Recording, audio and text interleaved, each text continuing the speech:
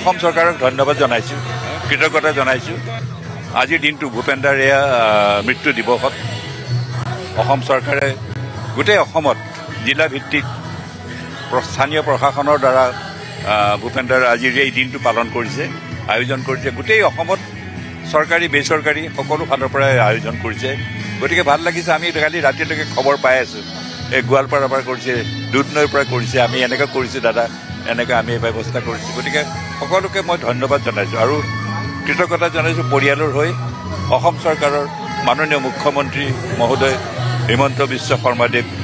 তেখেতে বহুত মানে উদ্যোগ লৈছে, নিজৰ ভাৱববীয়াকৈ তেখেতে গোটেইখিনি এই আৰম্ভণিৰ পৰা এই জন্ম শতবাৰ্ষিকীৰ এই অনুষ্ঠানটো, এই বছৰটো তেখেতে বিভিন্ন আঁচনিৰে এইটো আয়োজন কৰিছে। অসমৰ বাহিৰতো হ'ব, বেলেগ বেলেগ ঠাইত আন কিছুমান অনুষ্ঠান হ'ব। কিন্তু আজিৰ দিনটো বিশেষকৈ এইটো অসমখনত গোটেই আকৌ ভূপেন দাৰ গানেৰে আকৌ উপচি পৰিছে যে ভূপেন দাৰ গান হেৰাই নাযায়। গতিকে ভূপেন দাক ভাৰত চৰকাৰে ভাৰত ৰত্ন দিলে। ভূপেন দা ইয়াতকৈ আৰু ৰাইজৰ মৰমটো এটা। আসাম টক্স, আপোচবিহীন অসম কণ্ঠ।